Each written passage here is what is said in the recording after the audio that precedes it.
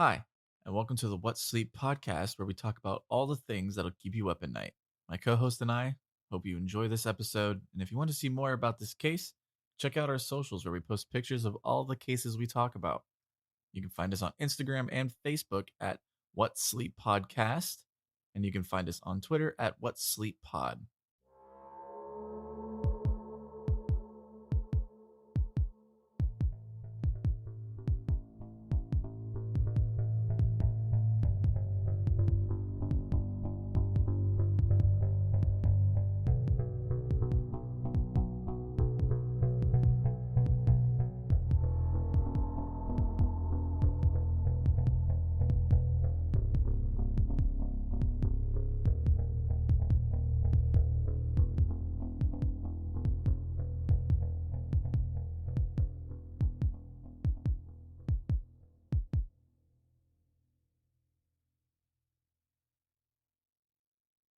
Hi guys, happy February. We are back. It's been a long month, but we're here. Here we are. Here we are. So I did want to tell you guys about a couple of things. So our new website launched. Woo! And we're super excited about that because now everything's kind of in one place. So we've got our shop on our website. We've got all of our episodes. You can visit our Patreon from our website. Pretty much everything is in one centralized place now, which is really the ultimate goal. And honestly, like Timmy did a super good job on building the website and getting it all in one place for everybody. You helped me. So, I made it.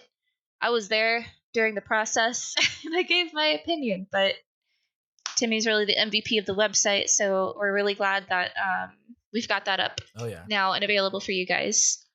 It's going to be really easy to have everything in one place for you guys to go and visit, get all of your information you need, check out our merch, check out our Patreon. And speaking of Patreon, we have changed things around a little bit just to give back a little bit more to you guys.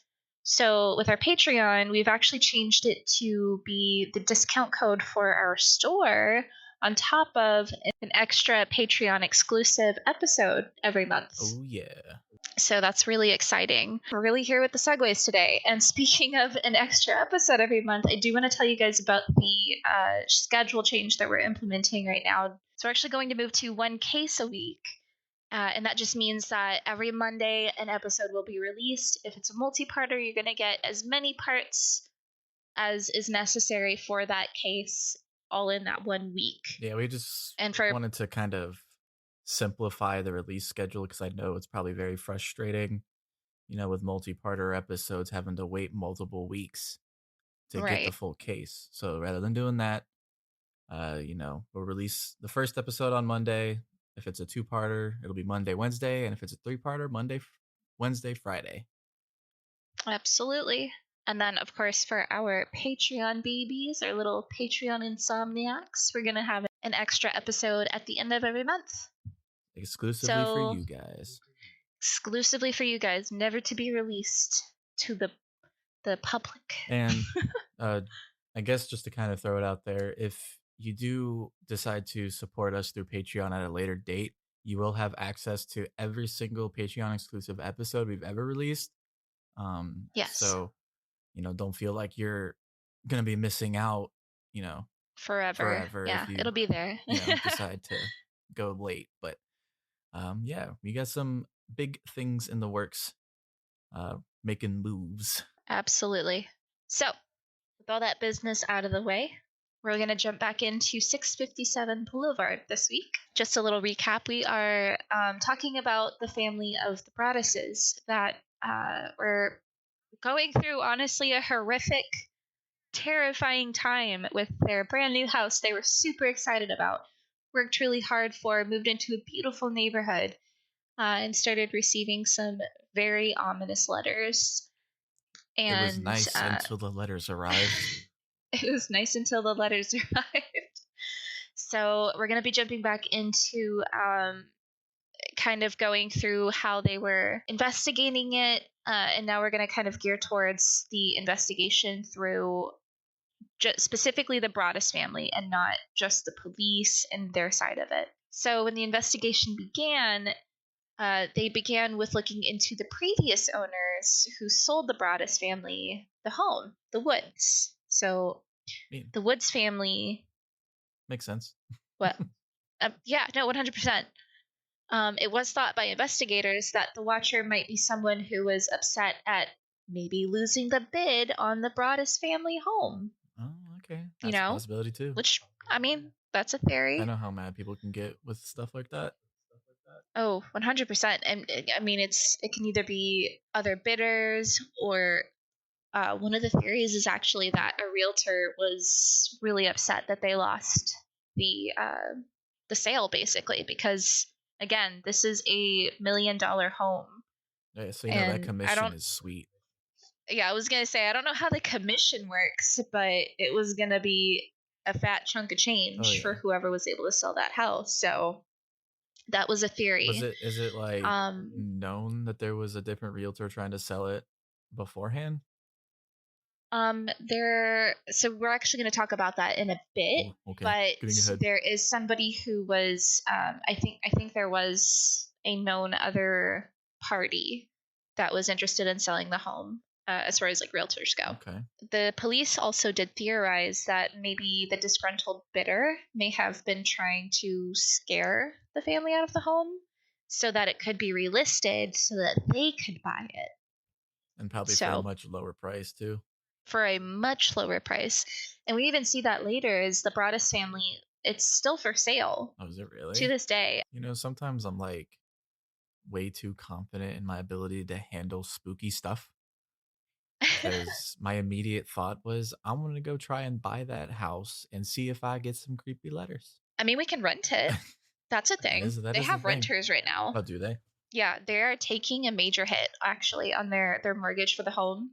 Because they're still paying it whenever you rent, they're renting the house out for almost the cost of their mortgage. Well, which, I mean, they did have to take a hit because they had to get renters in there. Yeah. Because they still had to get another house. So this was just a big situation for them. Yeah. Obviously. So the house itself, we're going to talk about a little bit. It was built in 1905. And when it was listed by the Woods, they had received multiple offers far above their asking price. This was a very popular home amongst like new families. It was in a good neighborhood. It's a beautiful house. Maybe not on the outside, but it is a beautiful house. The Woods did claim, however, that one interested buyer actually backed out after bad medical diagnoses. And another had found a different home to purchase, leaving only the Broaddus family as the only offer on the table. Oh, okay. So it wasn't really, it kind of knocks out the theory a little bit that another bidder was upset about losing the sale. Yeah, I mean, it's still a possibility, but there was no official offer made by anybody else. Yeah. There was people interested in it, but, clearly not willing to drop $1.3 million on a house. Neither would I. I don't even think if I was a billionaire. Okay, if I was a billionaire, you'd dang right. I would be buying an expensive house.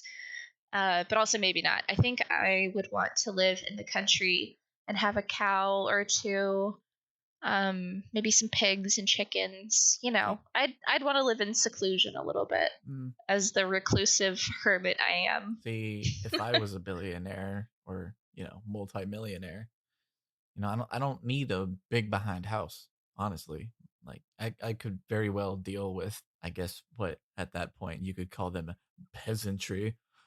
But like middle class house, peasantry, like a little middle class house, just in like a nice neighborhood, But like, I'm not gonna be dropping baller dollar for a like 10-bedroom, 16-bath house.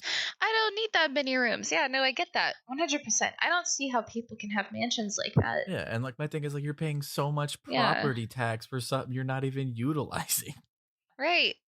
You better make sure you walk into every single house at least twice a day to make it worthwhile. Honestly. But yeah, I could get away what would be really cool though? What? if I did buy a house, like a 10-bedroom house or whatever, I would absolutely convert it into have like an indoor greenhouse. You know what I'm talking about? I'd have a big garden, and I would hire gardeners because I kill every plant I ever try to grow. But I think it'd be so cool to just have like a green room, maybe have the like ceiling open for bees to come in and out, have like a little bee hive. That'd be so cool. I don't know. I mean, I feel like I would do something like that, but not like a dedicated room. I would I would. definitely pay for like. With that money, I absolutely would have a dedicated garden Oh, I in my mean, house. I wouldn't do it in my house. I would definitely pay landscapers to Mm, take care of that's like a true. lawn and backyard type deal. Would you have a maze? A maze? No. Like a hedge Nah, I've maze? seen The Shining. I'm good. The investigators then looked into the letters themselves and were able to identify that the letters had actually been processed in Kearney, I think is how you say it, Kearny. I guess. Kearney? I'm No. sorry if I say that wrong. I'm um, not a good person to ask because I can barely pronounce, normal words. So. that's true. That's true. Yeah. Kearney or Kearney is the USPS distribution center in northern New Jersey. The first letter was postmarked June 4th, which was before the sale was public knowledge, meaning that whoever sent the letters in the first place had very, very close inside knowledge of the sale in the first place. So a realtor or the original, right, the Woodses. Family, yeah. Mm-hmm. So that's a big, I think that's like one of the most important facts to know about the case, because that doesn't kind of narrow it down. It very much narrows it down to a small pool of people. Unless the realtor was in talks with the rest of the neighborhood or what have you, but I think it's a good fact. Yeah, definitely. So another thing to go along with this fact is that the Woods family had not actually put up a for sale sign. They strictly went through the realtor to search out for potential buyers. Another interesting fact to note is that Derek, the father, took an investigator, Detective Lugo, through the house. He showed him where the easel was set up, the one that was in reference to the daughter in her painting. Yeah. The spot in which the easel was set up was incredibly difficult to see, again, from the street due to the vegetation that was there. And the only way, again, anyone would have seen her is if they were looking from directly behind the house or directly next door. And even some of that was cut off by the foliage. So it was narrowing down more and more who could have been sending the letters. Yeah, I mean, it's either got to be the original family of the Woods or one of the realtors, involved with the house. Maybe the detective's doing it. Bum, bum, bum. We've seen corrupt cops in our day before. Oh, yeah. Not personally, but, I don't know. researching cases, you see a lot of stuff. Yeah, I see a lot of dumb cops. Do I? Through these cases. So, in the interest of not getting sued, allegedly, so at one point, the police did suggest that the Broadduses send a letter to the Langford household announcing plans to tear the home down, hoping that they would respond negatively to implicate themselves as the watchers. But after all was said and done, after sending the letter, nothing happened. They did nothing about that. So Detective Lugo brought Michael Langford in for questioning a second time. Now, Michael Langford is the one from next door who is 60-something and who everyone, I'm sorry, not everyone, but who the father was dead set on he was the one that sent the letters. Mm-hmm. So with the second questioning, it led nowhere. And Michael's sister, Abby Langford, actually accused the police of harassing their family. And of course, it was at this point that the Broaddus family hired Lee Levitt as their lawyer. Levitt met with the family the Langford family, as well as the Langford's lawyer, to show them the letters and the photos explaining how their home was the only place, or one of the only places, in which someone could have seen the daughter in the backyard with their easel. And of course, they didn't like that. Well, yeah, of course. They maintained that Michael was innocent. There was no way he could have done this. It had to have been somebody else. It's That always that. Oh, my person could never do that. Never. he could never do that. So unfortunately, that led nowhere. Though they did try multiple times. Of course. Police also attempted to investigate multiple theories and different suspects. Of course, they actually looked into the neighborhood. Other than the Langfords, they looked back into the neighborhood, and the police actually found 2 child sex offenders within just a few blocks of the Broaddus family home. Oh, I remember when we looked at that little... Yeah, watchdog.com or something. Yeah, we went on that, and it's not crazy. Totally uncommon. Yeah, it's crazy. Honestly, again, they're not sponsoring us or anything. We don't have any sponsors yet. But watchdog.com is really cool to like go and see. I mean, it's just a safety thing, honestly. You can go on and see like if there's any registered sex offenders in your area, or criminals, people who have committed crimes that they have to report themselves for. I don't know if you've ever seen Shameless. No, I haven't. Well, there's an episode where, the main family, the Gallaghers, two of the kids hear about a sex offender that recently moved down the street or something like that. And they literally go around like grabbing like friends and like other neighbors, be like, yo, you want to go beat up a sex offender? And like they're literally just like going to this person's house, like ready to just, assault this person because they were a sex offender. And I've never been like, yes, I agree. Fair. I agree with it too. There are some weird things though you have to consider with the sex registry too. Yeah, it could be a lot of different things. I was peeing in a bush one time in my backyard, and somebody looked over my fence, and now I'm on the sex registry list. You know what I mean? List, but I mean, yeah. Again, take it with a grain of salt because it could be many things, but still, it's good to be aware. I didn't like that. It looked like a, prepubescent teenager. It was like a Christmas tree. Oh yeah, like a prepubescent teenager or a Christmas tree. The whole neighborhood lights up. I'm not even kidding you. There's probably at least 10 people around you. What was it? There's like 30 something within like a 5 mile, not 5 miles, but like a 10-mile radius. I was like, damn. It's insane. It's insane. It made me feel uncomfortable. Right, yeah. So, I mean, all that considered, 2 child sex offenders within a few blocks is a very scary thing. But again, it's surprisingly common. I don't want to say not as it's very common. I'm not trying to say it's not as bad, but you know what I'm saying.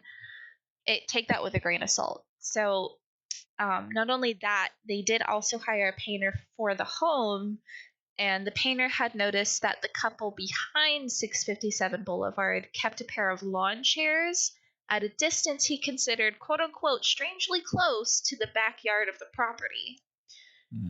Which is super weird. Like, imagine your neighbors in your backyard with lawn chairs pointed at your home. I mean, very close. How was it set up? Apparently, according to the painter, the lawn chairs were set in the backyard of the neighbors directly behind 657 Boulevard, and the chairs were set up facing 657 Boulevard.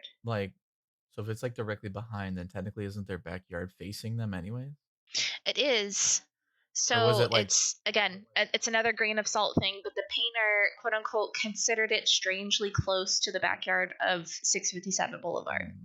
So instead of having it close to the neighbor's home personally, he thought it was strange that it was closer to the fence property line. I guess if it's odd enough for someone to consider that weird, then, Yeah, then it was probably a little strange. I don't know why I'm picturing just 2 little lawn chairs pretty much within arm's length of like the fence separating them, just facing the fence. Yeah. That's what I'm Oh my god. picturing, and that's And it's just like a privacy fence too. It's like what, 8 feet tall, yeah, so it's like all you see is fence. that's a little Um, suspicious. it's a little suspicious. Do they have like hinged fence up or something? They could pull a flap down. What's going on, little kitty? No, I'm Oh just kidding. god. Anyway, so the painter did also claim to have seen an older man sitting in one of the chairs one evening while the painter was painting, and he was actually staring directly at the Broaddus home. Again, that's a claim, but if it were true, Red weird. flag. Red flag. What's going on, buddy? So, with the little information they had, and the fact that all of the evidence was circumstantial, with no physical evidence, the investigation obviously slowed to a very close stop by the end of 2014. And in December, the Westfield Police Department actually informed the Broadduses that they had run out of options, and they were not closing the case, but essentially they didn't have anything else to do with it. So the next step for the family at that point was to include security in with their renovations. On top of the cameras that Michael had set up, they had a new alarm system installed into their home, which honestly I would have done like way ahead. Oh yeah. I would have done that with the security cameras. My thing is you're already paying all this money for the house. Like first thing I would do is get some sort of security system. Right. I mean, just as a given, even if this wasn't happening to them, yeah, I would absolutely. Like nothing's ever happened to me, but I bought a security camera for my apartment, so yeah, it recognizes my face. It does. Michael at one point considered actually adopting a trained German Shepherd, and he even posted a job listing for military veterans to actually come and have them work in the backyard every day as a sort of lookout. What? Which is weird, but I feel like they were at a point where they didn't know what to do anymore. That still seems like odd to me. It is strange. I would have stuck, there's lots of things you can do, you think you could do, like if you weren't in a situation, but I think that's objectively weird. Yeah, but I mean, hey, support a veteran in need by giving them a job. Yeah, maybe like here's free room and board, free food. Just come and make sure that nobody's stalking my house. Right. He did realize that this would have made it into a bunker, essentially, and not a home, in his own words. And then what if the person sending the letters was actually one of the ones they hired? Oh, yeah. What if he responded to the Craigslist ad or whatever it was? Boom. Like, yeah, I'll come watch your home. I've already been doing that for years. You already know me. I'm much closer than you think I am. That would have. I feel like that's. That would, like, honestly, I feel like that would have been something he would have pulled. Yeah, that would have been like my first thought. It was like, nah, the dude who's doing this is going to be the one to respond to this ad. So maybe they should have done it to maybe try to find him. I mean, maybe, no, but it might be far-fetched. I don't know. So at this point, they weren't actually living in the home. They were actually still living with Maria's parents because their previous home was already sold. Yeah. Derek and Maria also still had the mortgage to pay on 657. And they even still went out every single week to mow the lawn, keep upkeep of the home, continue renovations, all while they were too afraid to move in, obviously. I mean, that's dedication to the house, though. They paid a lot of money for it. Hey, we got to finish this so that we can at least try to make our money back. Right. You got to try to sell it. It sucked. Big time. Okay. After feeling like they were out of options, after doing everything they thought of to, prevent being terrorized, trying to make it work, they decided that they had no more answers as to who the watcher could be. I'm sure they thought they knew who exactly it was, but couldn't pin it on this person. Yeah. So they decided to put the house up for sale after 6 months after purchasing the home. That sucks. So at first they listed it for more than what they had paid in order to include the cost of the renovations they had done, but nobody seemed interested in the house. And of course, at this point, rumors had begun to obviously spread around as to why the family were trying to sell without even moving in. And honestly, for me, that wouldn't seem like a weird thing because house flippers do exist. Yeah. it might be weird for a higher end neighborhood. It's $1 million house. But like that's a thing that happens all the time. People buy houses, especially older houses. This was built in 1905, so over 100 years ago. Kind of spruce it up. So yeah, like spruce it up, add some stainless steel, which if you remember from last week or last episode, I couldn't remember what that was called. It wasn't steel. I was very close. It was just stainless steel, I remember like your you sinks and stuff. 4 days later texting me being like stainless steel, and I'm just like, what? It's stainless steel. I was honestly so mad I couldn't remember it, but it was very close. Like the word steel came out of my mouth. I was like, that's it, but it's not it. What That's is why it? I was confused. I mean, like, it is steel. Like, what are you looking for? I don't know if there's a difference between it, but the word I was looking for was stainless steel. So anyway, off topic, but still, they were trying to get the cost of renovation plus the house, as you would, because house flippers are a thing, and it doesn't really make sense, blah, blah, blah. So a lot of interested buyers did actually email the family stating how much they loved the home, but they were afraid of what they would potentially be getting into, as they'd heard of the stalkers and the sexual predators in the area. And they emailed them and said they honestly wouldn't consider making an offer until they had more information. So the trouble they were getting into with this is journalists and news media trying to get more information from the family that they wanted to keep private. Yeah, I mean, that makes sense. Like a reporter acting like somebody who's interested in the house, just trying to get like a scoop on it or something. Right. Which is scummy. I mean, it is, but it's kind of their job too. It is. I was watching The Night Stalker. Oh, dude, with Jake Gyllenhaal? No. Is there a Jake Gyllenhaal Night Stalker? Yeah, it's literally called Night Stalker. No, Nightcrawler. Sorry, that's what it's called. Nightcrawler. Same kind of premise. No, The Night Stalker is the documentary on Netflix right now about Richard Ramirez, who I will be doing an episode on, if not the next case I do, because it's a lot, and I had to pause the show a lot because I was getting mad. But it's 4 episodes on Richard Ramirez. So a big thing in the Richard Ramirez case was because it was happening in Hollywood. A lot of reporters, there was this one specific reporter who's in the documentary that made me so mad.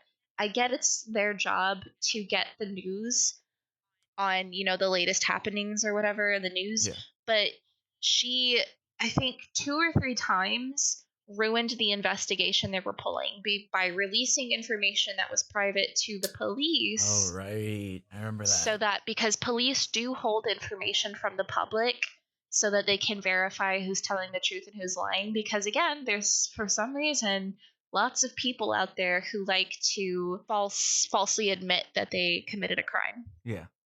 So I don't know, just sorry, the side tangent, but that reminded me of The Night Stalker because it was the shoe size and the shoe type they were keeping secret. And the media released this information to a mayor in a northern town from where the Night Stalker was operating at the time. And they released a photo or a sketch from the victims of Richard Ramirez, which caused him to, bolt, obviously, in another direction, thwarting the investigation, making it much harder for them to find him. And it was just so frustrating. Yeah. They caught him, obviously. Spoilers for my case, but I mean, yes, spoilers, but definitely stay tuned for that sometimes episode. The media, journalism, media, that stuff makes me mad sometimes. Of course, without them, we wouldn't have our podcast, but let the police do their job when they do. I mean, yeah, you want to, kind of get the scoop on something crazy happening like that. Like, I understand that. Yeah, and it's important to notify people they're in danger. Yeah, but, don't give out private information like that the police haven't necessarily given to the public yet, thus making it hard. Yeah, police will sell information to journalism for $50. Guess what? Another person probably died because the killer got away. Back to it. The Broaddus family obviously were aware that media could be fishing for information, but it really dampened their interest from the public to buy the house. Yeah. Just from rent or, buyers. So that really sucked, obviously. 100%. Of course, they were inclined to tell the buyers of the home exactly what was happening, but obviously in fear of journalists, they did make a partial disclosure, only mentioning the letter's existence. They obviously did fully intend to disclose the entirety of the situation and the content of the letters on acceptance of an offer, but again, that would be super unfair to whoever was buying the house, as they wouldn't fully get the gist of what they were getting themselves into. So it's kind of a double-edged sword. Yeah. Personally, I think I would have just released the information in the letters, because I think to this day it's not even made entirely public what was in the letters, except for some of the excerpts. But wasn't there like one whole letter that was released, or is it still the first letter, I believe. Letter. Okay. The first letter. I wonder why. But well, I think they want to keep, again, with like the whole situation with the police and keeping some of that information close to their chest to determine who like is really the watcher versus who is falsely claiming they are. Yeah. I think they were keeping a lot of that information close to themselves. Makes sense, I guess. And still are. I guess it would also kind of prevent like copycat people. Yeah, copycats. Like with what happened with the Zodiac. You know, they're getting exactly bunch of right. fake letters of people claiming to be the Zodiac. Or, or people, sending the Broadduses or that address, 657 Boulevard, fake letters that aren't even from the Watcher to kind of dilute it. So, speaking of which, check out our Zodiac episode that we did a while back. Yeah. Check that episode out. It's a good one. So, but yeah, it was kind of a double-edged sword with the whole, they didn't want to release the information, but if they didn't, it wouldn't be fair to the buyer, because obviously if they accepted an offer, they were now locked into a contract with the home. So obviously a lot of interest was lost. Sort of, well, I guess I don't know what it's like to buy a house at that price range, but I'm pretty sure there's like, clauses for things like that. So I know there's like a law thing where if a murder is taking place inside of a house, it has to be disclosed. Yeah, within like 5 years or something. Yeah, so it kind of makes me wonder, if something like that's happening, maybe that can kind of be a way to get yourself out of the contract if that were to happen. Yeah, and maybe that's what happened though, because they did let them know that there were the letters. Yeah. But not exactly what was in the letters, which I think also is fair, because what does it matter what's in the letters? As much as we're all curious, what does it matter what's in the letters unless it's threatening life? I'm going to steal your children, or I'm going to murder the family. Obviously, I think that would have been required to been released. I mean, but I feel like it's if you're going into the home. If you're going into the home knowing that there are these weird letters being sent to the home, you will just have to kind of accept that that's what's happening. Yeah, if you're going to buy the house. I feel like the threatening nature of the letters is kind of implied. Which is why it doesn't really matter what's in the letters. Which is what a lot of people were I would still love to see those letters get released, though. Oh, yeah. I'm super curious, but it's up to the family. Isn't there like a time limit on stuff like that, or is it just till they're like, we can't figure out who it is, so here the case is closed. Here's like public information at this point. I'm not sure. I'm not a lawyer. Okay. Yeah, I don't know. Maybe there's a lot of weird statutes of limitations, which honestly I think should be abolished. All of them should be abolished. You did the crime, you do the time. There shouldn't be, anyway, that's a whole other tangent I can go on.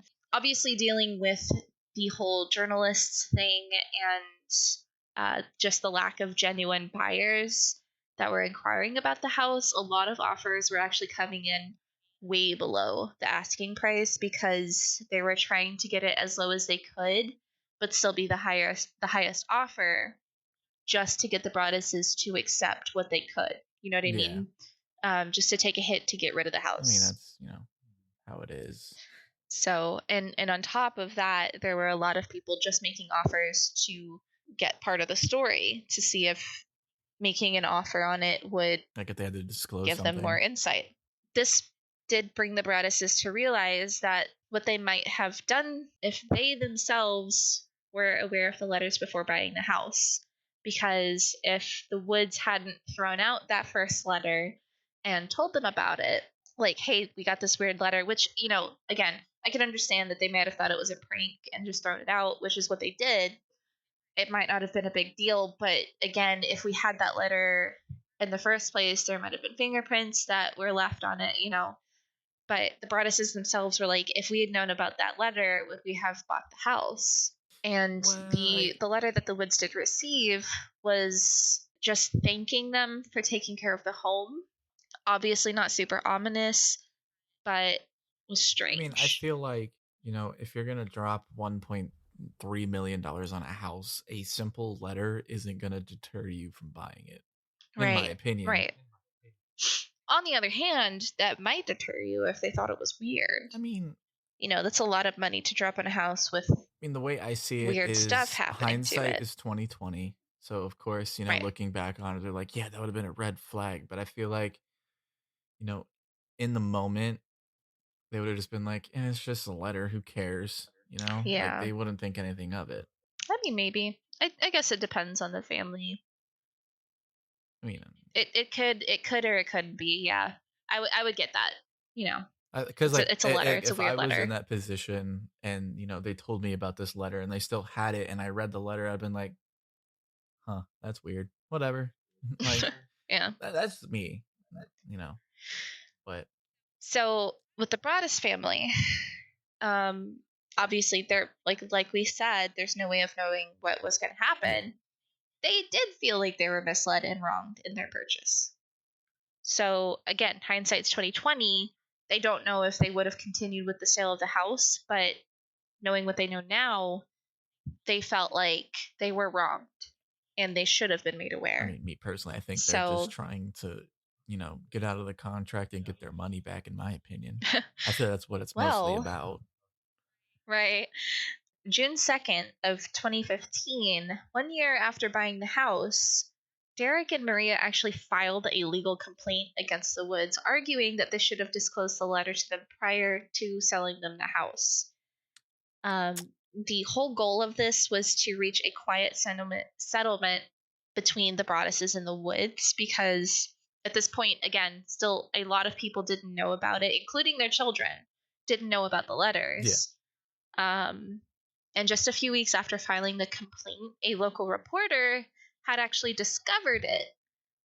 And that's when the story went viral. Oof. It was everywhere. So how do reporters just find this stuff? I know. I don't know. I think no, I don't know. I mean, I guess if you're in the biz long enough, you develop connections or ways of routing information. I'm sure that had to go through the courthouse, and I feel like if you're a reporter who is into crime reporting, you probably have a link somewhere with the court system and police department. But I mean, what reporter looks at someone filing saying, "Oh, I was misled into buying this house," and it's like, "Oh snap! Look at this great story." Right, but I think with the complaint, it included the fact that the letters were weird, and the first letter should have been reported to the Broaddus family before buying the house. Yeah. So maybe that's what they saw. But news trucks and reporters at this point they basically were camped out at 657 Boulevard, and there was even news stations such as the Today Show that began reporting on it. Okay. So the family had actually gotten over 300 requests to speak publicly about the case, but in an effort to protect their children, obviously they declined. And at this point, Derek and Maria unfortunately had to sit down with their children to explain everything and why exactly the children needed to be careful, with what they were saying at school or talking to reporters and things like that, because they were still, obviously it was public now. There's nothing they can do about that, but they were still trying to keep as much information close to themselves as possible. Yeah. Again, obviously, beforehand, they just had the local buyers and the local journalists interested in what was on the letter or on the letters, or who the watcher was. But because it was being reported all over, people from all over the US were super intent on finding out who the watcher is, myself included. Get Reddit on it. Right? Well, actually, I think Reddit actually did Didn't try they to solve look the into case? it. They have solved cases before, yeah. I can't tell you which ones. So a lot of people around the US were actually suggesting that the police use ground penetrating radars to discover what was claimed in one of the letters could be in the walls. Which What? Sure, but they were renovating the house. I don't know specifically what they were doing with the house, but that seems like a lot of How would that tech. find a letter? Oh no, not the letter, but do you remember I think that was the second letter. They were saying, like, have they found what's hidden in the walls yet? Right. Yeah. Yeah, Okay. so a lot of people were like, they should use ground penetrating radars to find what's in the walls, Essentially be like John Christie, where they just find bodies in the walls. Yeah. Oh my, could you imagine? No, I don't want to. Oh my god. And then getting back to like the whole Reddit thing, like you said, users on Reddit actually took to, like we were talking about, Google Street View to see if they have captured something. And the only thing of note was a car that was parked in front of the home that a lot of the users were speculating had a person holding a camera on the front seat. But again, could have been anybody. I don't know if they determined when those Google Street View pictures were taken, but not And a I lot feel of. like using Google to kind of see somebody is really difficult because they have like that AI auto blur thing.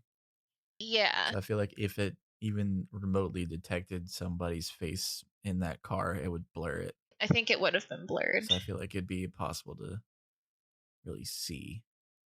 Right. I don't know if it does that for, I think it does it for license plates too. Does. So not a lot came from that. So like theories ranged from an envious mistress, an angry realtor, a prank gone wrong, to even some people were theorizing that the Broadduses enacted the whole scheme to profit for themselves. Now, that's a little far-fetched.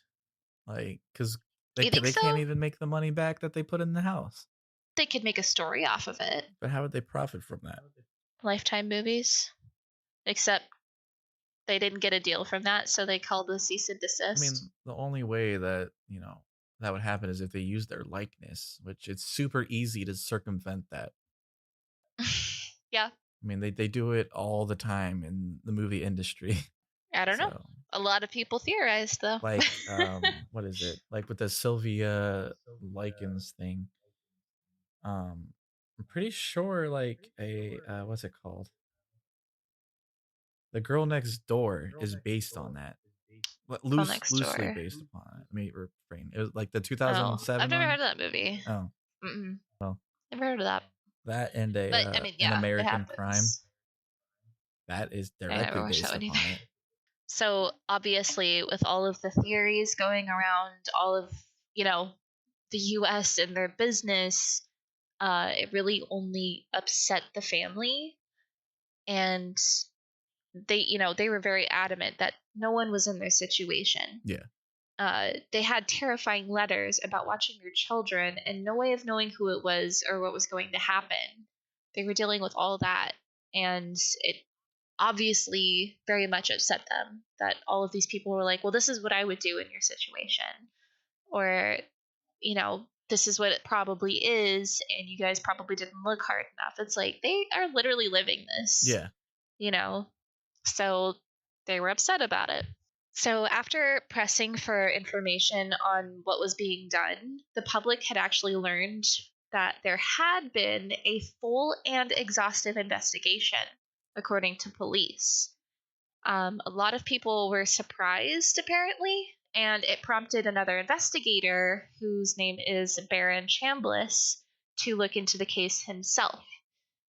He felt that not enough was being done for the family during the initial investigation, and in his own investigation, he found that Michael Langford had in fact been diagnosed with schizophrenia at a young age. He was actually known to scare people in the neighborhood, and he did strange things such as like walking through their backyards or peeking into their windows of homes that were being renovated or moved into. So this wasn't a behavior that had previously been reported on. So a lot of the public were like, why isn't this, being looked into? Regardless of that fact, there were a lot of people in the neighborhood who didn't see Michael as problematic in any way. They did claim that he would still be doing nice neighborly things, such as bringing them their newspapers every morning, just helping them, bring their trash cans in, that sort of thing. Mm-hmm. Those that lived in the neighborhood the longest spoke about how they didn't believe he would be capable of writing the letters in the first place or orchestrating this whole thing on the family. So he had a lot of like character witnesses and that sort of thing kind of coming to bat for him. Yeah. So another thing that was surprising to discover by Chambliss was that investigators had actually run a DNA test on one of the envelopes. And they found that the DNA test belonged to a woman. Oh, snap. So, Chambliss took a closer look at some of the women in the